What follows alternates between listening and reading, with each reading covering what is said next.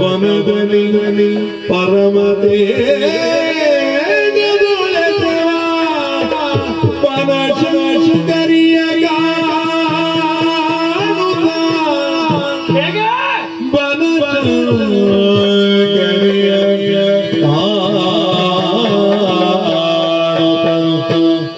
ಉಣಕಗುಂಡನು ತನ್ನ ಮನದೊಳಗೆ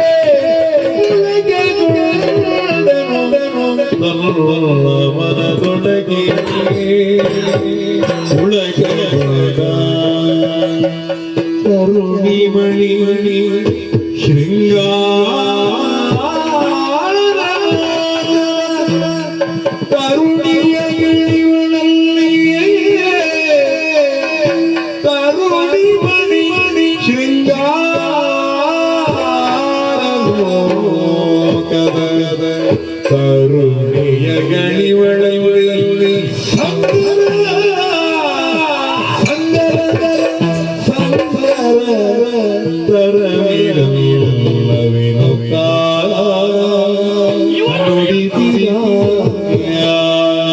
ನುಡಿಸಿದ ಮಧುರ ಭಾವದಲ್ಲಿ ವನದ ಮುಗಿಗೆ ವನದ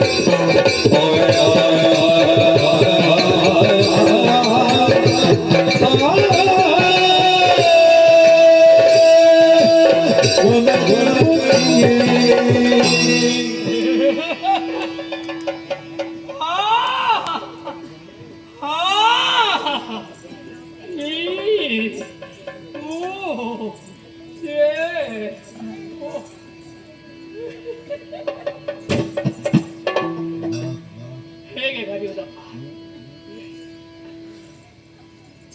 ಓ ವನಜ ಮುಖಿ, ನಿನ್ನಲ್ಲೇ ನಿನ್ನ ಮುಖ ನೋಡಿದ್ರೆ ಹರಳಿದಂತಹ ತಾವರೆ ಹಾಗೆ ದುಂಡು ದುಂಡಗೆ ಉಂಟು. ಹಾಗಾಗಿ ವನಜ ಮುಖಿ, ನಿನ್ನ ಮುಖ ತಾವರೆ, ತಾವರೆ ಒಳಗೆ ಇನ್ನೆರಡು ತಾವರೆ. ಕಮಲೇ ಕಮಲೋತ್ಪತ್ತಿ ಅಂತ ಒಂದು ಮಾತುಂಟು. ಕಮಲದ ಒಳಗೆ ಇನ್ನೊಂದು ಕಮಲ, ಇಲ್ಲಿ ಎರಡೆರಡು ಕಮಲ. ನಿನ್ನ ಮುಖವೇ ಕಮಲ, ಆ ಕಮಲದ ಒಳಗೆ ಎರಡು ಕಮಲದ ಹೆಸರನ್ನ ಹಾಗಿರುವ ಕಣ್ಣು. ಅಬ್ಬ, ನಿನ್ನ ಹತ್ತಿರ ಬರುವಾಗ ಒಂದು ಪರಿಮಳ ಬರ್ತದೆ, ಎಂಥದ್ದು ಲೇಪಿಸಿ ಬಂದಿತ್ತಂತಲೇ ಗೊತ್ತಾಗುದಿಲ್ಲ. ಹತ್ತಿರ ಬಂದು ಆಗ್ರಾಣಿಸಿದುವಾಗ ಬೇರೆ ಪರಿಮಳ ಅಲ್ಲ, ಅದು ನಿನ್ನ ತನುಗಂಧ, ಅದು ಕೂಡ ತಾವರೇ ಪರಿಮಳವೇ, ವನಜಗಂಧಿ. ನೀನು ವನವಿಹಾರಿ ನಿಂತ ನೋಡುವಾಗಲೇ ಗೊತ್ತಾಯ್ತು. ಇವಾಗ ಹೋದ್ರೆ ಈ ವನದಲ್ಲಿ ಬಂದು ಕುಳಿತದ್ದು ಯಾಕೆ? ಆದ್ರೆ ಇದೆಲ್ಲ ಕಾಡಿನಲ್ಲಿ ಇರಬೇಕಾದಂತಹ ಸೌಂದರ್ಯ ಅಲ್ಲ. ಸ್ಪಷ್ಟವಾಗಿ ಹೇಳಬೇಕಾ, ನಿನ್ನನ್ನು ಕಂಡಾಗ ಕಾಮನ ಅರಗಿಳಿದ್ದಾನಲ್ಲ ರತಿ, ಆ ರತಿಗೊಂದು ಗತಿಯನ್ನು ತರುವ ಸ್ಥಿತಿಯಲ್ಲಿ ನೀನಿದ್ದಿ. ರತಿಯನ್ನು ತಂದು ನಿನ್ನ ಕಾಲಿಗೆ ಕಟ್ಟಬೇಕು.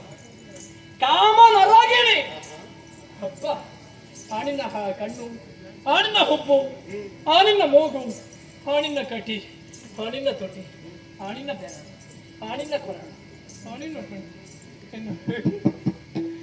ಒಟ್ಟಿನಲ್ಲಿ ಸೌಂದರ್ಯದ ರಾಶಿಯೇ ಬಂದು ಕುಳಿತ ಹಾಗಾಗಿದೆ.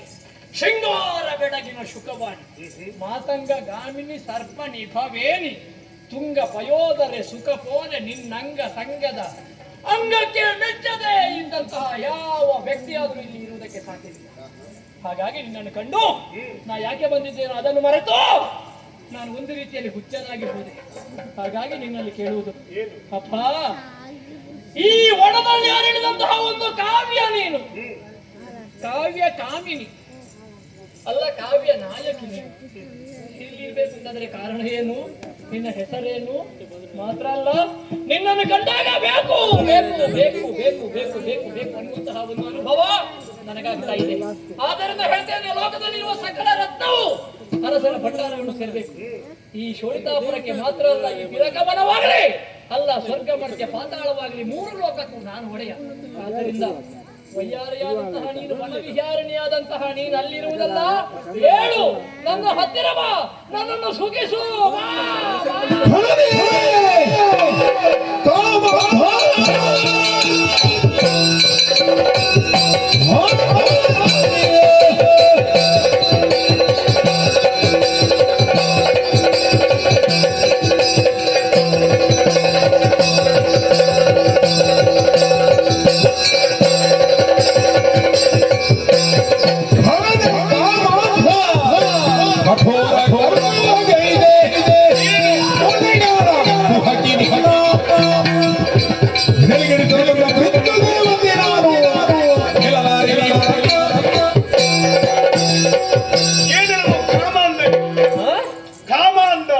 ಕಾಮಾತುರಾನಂ ನಾ ಭಯಂ ನ ಲಜ್ಜ, ಕ್ಷುಧಾತುರಾನಂ ನಾ ಶುಚಿ. ಅದೇ ರೀತಿಯಾಗಿ ವರ್ತಿಸುತ್ತಾ ಇದೆಯಲ್ವ. ಹ. ಕಾಮಾತುರನಾದವರಿಗೆ ನಾಚಿಕೆ ಎನ್ನುವುದು ಇರುವುದಿಲ್ಲವಂತೆ, ಇಲ್ಲ ಇಲ್ಲ, ಭಯವೂ ಇಲ್ಲವಂತೆ. ಗಂಡ ಹೆಂಡತಿಯರ ಮಧ್ಯದಲ್ಲಿ ನಾಚಿಕೆ ಇದ್ರೆ ವಂಶಾಭಿವೃದ್ಧಿ ಆಗ್ಲಿಕ್ಕೆ. ಹೋಗಿ ನಿನ್ನ ಹೆಂಡತಿಯಲ್ಲಿ ಹೇಳು. ಅದು ನಿನ್ನಲ್ಲಿ ಆಗುದಿಲ್ಲ. ನಿನ್ನಲ್ಲಿ ಹೇಳುದು. ನಿನಗೆ ಸಿಗುವ ಹೆಣ್ಣು ಎನ್ನುವ ಹಾಗೆ ಭಾವಿಸಿಕೊಂಡೇ. ನನ್ನ ವಿಷಯ ಗೊತ್ತಿಲ್ಲ. ಆಹಾ. ವರ್ತಮಾನ ಕಾಲದಲ್ಲಿ ದುರ್ಗಮ ಎನ್ನುವುದನ್ನು ತಿಳಿದೇ ಬಂದವಳು ನಾನು. ಸುರನರ ಭುಜಂಗಮ ಭುವನದಲ್ಲಣ.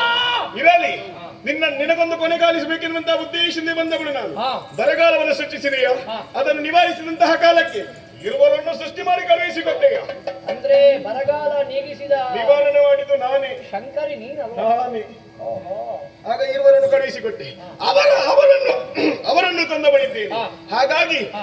ನೀನು ಮದುವೆಯಾಗುವುದಕ್ಕೆ ಬೇಕಾಗಿ ನೀವು ಇರುವಂತಹ ಹೆಣ್ಣು ನಾನಲ್ಲ. ಅಂದ್ರೆ ದೇವತೆಗಳೆಲ್ಲ ನಿನ್ನನ್ನು ಅಂಬ ಅಂಬ ಅಂಬ ಅಂತ ಹೇಳುದು. ನಾನು ದುರ್ಗಮ್ಮ, ನೀನು ಅಂಬ, ಎರಡು ಸೇರಿದ್ರೆ ದುರ್ಗಾಂಬ. ಜೊತೆ ಮಾಡುವುದಕ್ಕೆ ಬಂದದ ನೀನು. ನಿನ್ನ ಪಾಲಿಗೆ ನಿನ್ನ ಹೆಂಡತಿಯಾಗುವವಳು ನಾನಲ್ಲ, ಬದಲಾಗಿ ನಿನ್ನ ಪಾಲಿಗೆ ಮೃತ್ಯು.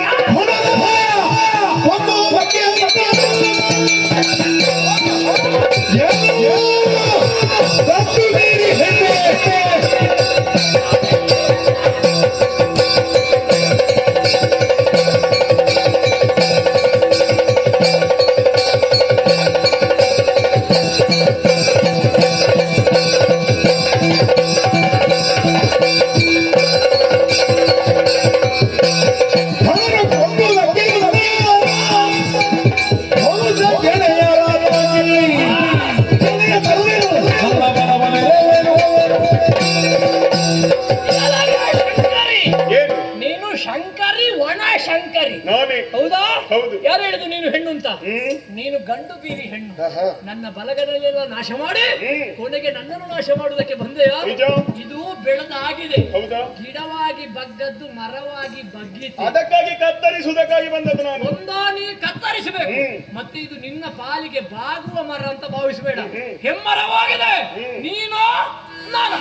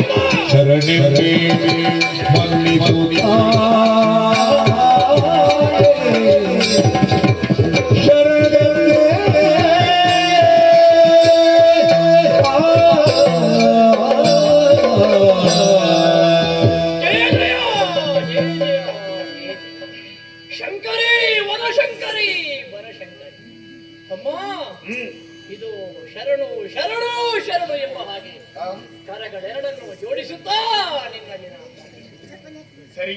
ನಿನ್ನ ಕೈಯಲ್ಲಿರುವಂತಹ ತ್ರಿಶೂಲ ನನ್ನ ಎದೆಗೆ ಗಾಯ ಮಾಡಿದ್ದೆ ತಡ ಆ ಶೂಲ ನನ್ನ ಹೃದಯವನ್ನು ಹೊಕ್ಕಾಗ ಇಲ್ಲಿಯವರೆಗೆ ಕವಿದಿದ್ದಂತಹ ಅಜ್ಞಾನ ಕತ್ತಲೆ ಎಲ್ಲವೂ ದೂರ ಸೆಳೆದು ಸುಜ್ಞಾನ ಸುಪ್ರಭೆ ಆವರಿಸಿದ ತಾಯಿ ನಿನ್ನನ್ನು ಎಕ್ಕಷ್ಟಿತ ಒಬ್ಬಳಾಗೆ ಗಂಡು ಬೀರಿ ಹೆಣ್ಣು ಎಂಬ ಹಾಗೆ ನಾ ಭಾವಿಸಿದೆ.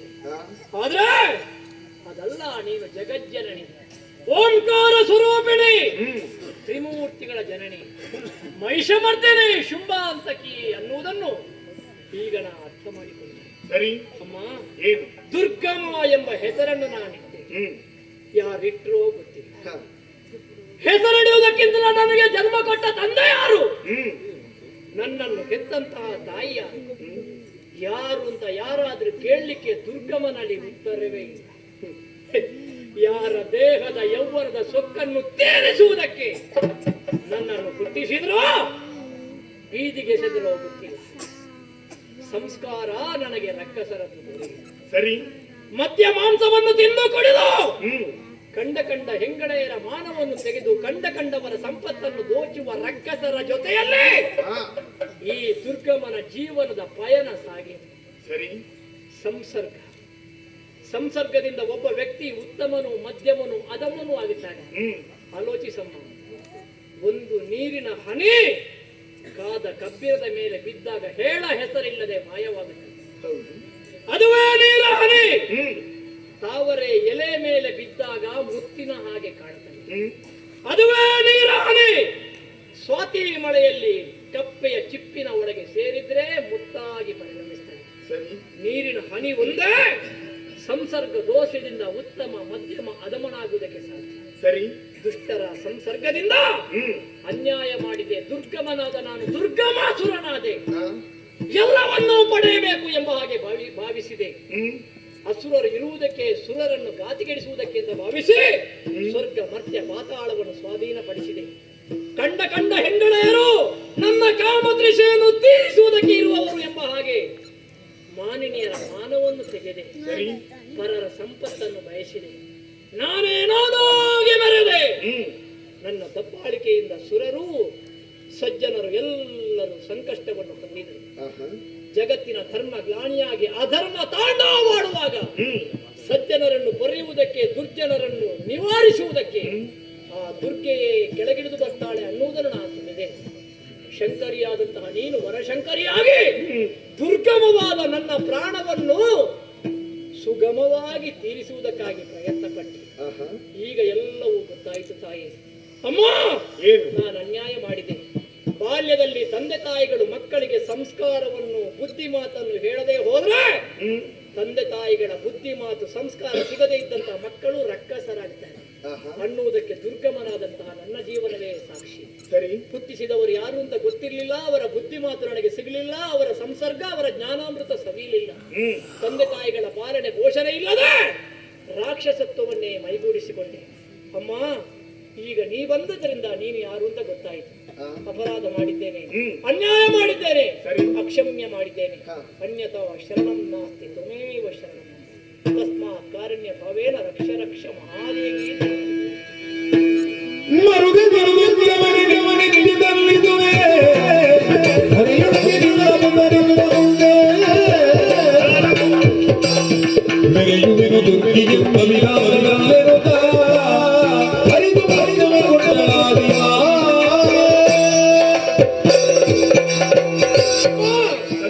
ನಿನ್ನನ್ನು ಕಂಡ ಮೇಲೆ, ಪರಮ ಪಾವನವಾದ ಈ ಪಾದವನ್ನು ಕಂಡ ಮೇಲೆ ನನಗೆ ಜೀವನವೇ ಸಾಕು ಉಂಟಾಯಿತು.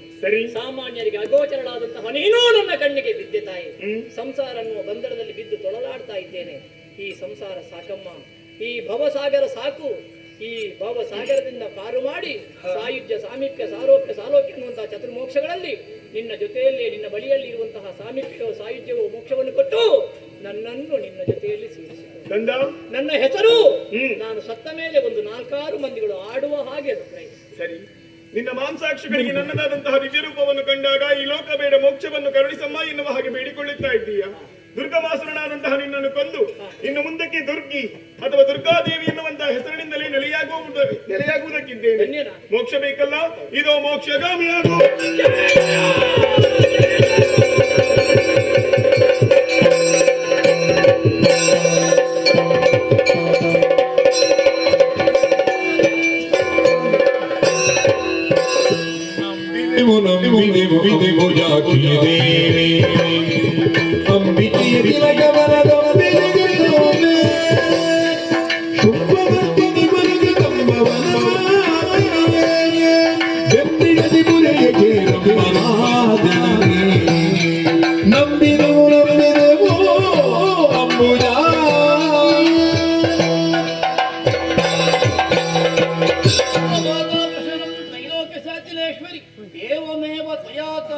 ಅಸ್ಮತ್ವೈರಿ ವಿನಾಶನಂ ಜಯ ಜಯ ಜಯ ಜಯ ಜಯ ಜಯ.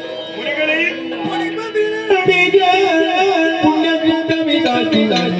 ನೀರನ್ನ ಕಮಲೈದ ಕಥೆ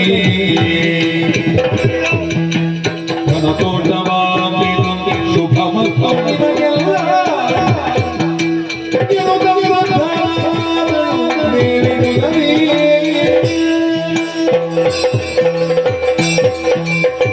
ವರಮುನಿದಂಡಿ ಲೋಕಮಾರಕ ಶಕ್ತಿಯಾಗಿ ಮೆರೆದಾಡಿದಂತಹ ದುರ್ಗಮಾಸುರನನ್ನೇ ಕೊಂದ ಬಳಿದ್ದೇನೆ. ಅವನ ಮನದ ಅಭಿಲಾಷೆಯ ಪ್ರಕಾರ ಆತನಿಗೆ ಮೋಕ್ಷವನ್ನು ಕರುಣಿಸಿದ ಬಳಿದ್ದೇನೆ. ಇನ್ನು ಮುಂದಕ್ಕೆ ಕಾಳರ ಭೀತಿ ನಿಮಗಿಲ್ಲ. ಗಂಗಾ, ನೀನು ತಪವನ್ನಾಚರಿಸಿದಂತಹ ಈ ಸ್ಥಳ ಮುಂದಕ್ಕೆ ಪುಣ್ಯಕ್ಷೇತ್ರವಾಗಲಿದೆ. ಇಲ್ಲಿಯೇ ವನಶಂಕರಿಯಾಗಿ ನಾನು ನೆಲೆಯಾಗುವುದಕ್ಕಿದ್ದೇನೆ. ನಿಮಗೆಲ್ಲರಿಗೂ ಶುಭವಾಗಲಿ. ಅದೃಶ್ಯಳಾಗುತ್ತೇನೆ.